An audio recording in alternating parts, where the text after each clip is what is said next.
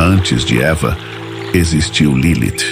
Sim, a primeira mulher de Adão não é nem de longe tão conhecida como sua sucessora no Jardim do Éden, mas foi igualmente expulsa do paraíso, não por provar do fruto proibido, mas por não aceitar se submeter aos comandos de Adão.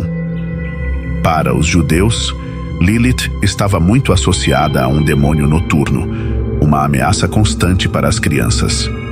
Para os mesopotâmicos, a personagem também tinha uma imagem maléfica, sendo também considerada um demônio que trazia o mal para mulheres grávidas e recém-nascidos.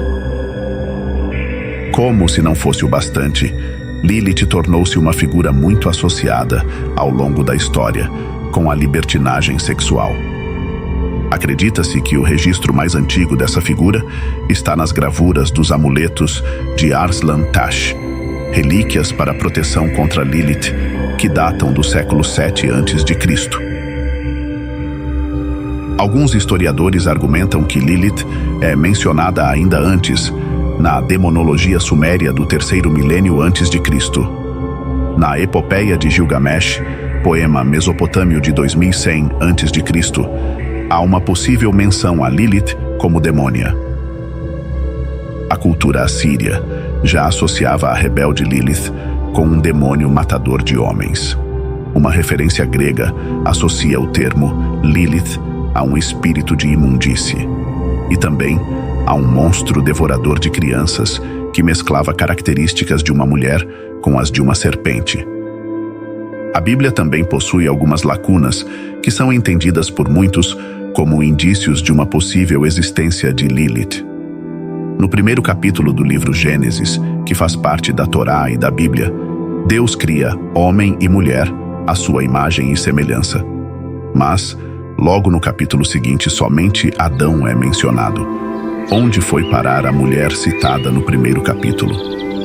É só no segundo capítulo que Eva é criada, e só no terceiro que recebe seu nome. Essa inconsistência sugere que parte do texto tenha sido editada ou removida.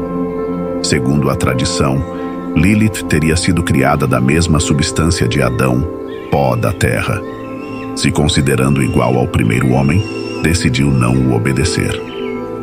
Já Eva foi criada, de acordo com o texto bíblico, da costela de Adão, sendo, portanto, obediente. Outra evidência de que Eva não foi a primeira pode ser encontrada nos versículos de sua criação, no capítulo 2 do Gênesis. Em várias edições do texto, Deus decide dar ao homem uma companheira idônea, o que sugere que alguma primeira parceira, não idônea, já tinha sido criada antes. Reforça essa teoria a fala de Adão em certas edições da Bíblia quando vê Eva: "Esta sim é osso dos meus ossos." Avançando no tempo, um documento chamado Alfabeto de Ben Sirá, um dos textos que compõem a coleção de escritos rabínicos chamado Talmud, reforça a ideia de que Lilith foi criada a partir da poeira junto a Adão, portanto, antes de Eva.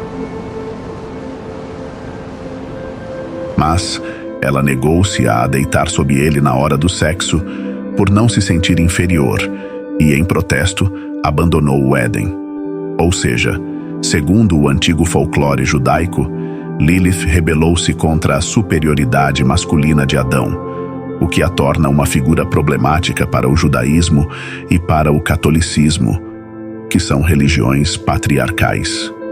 Lilith é relacionada recentemente com a Wicca, uma religião neopagã que acredita fortemente no poder da magia, interagindo com a natureza e os espíritos. Na Wicca, Lilith é uma representação do sagrado feminino, da sensualidade, sabedoria, o prazer e a determinação.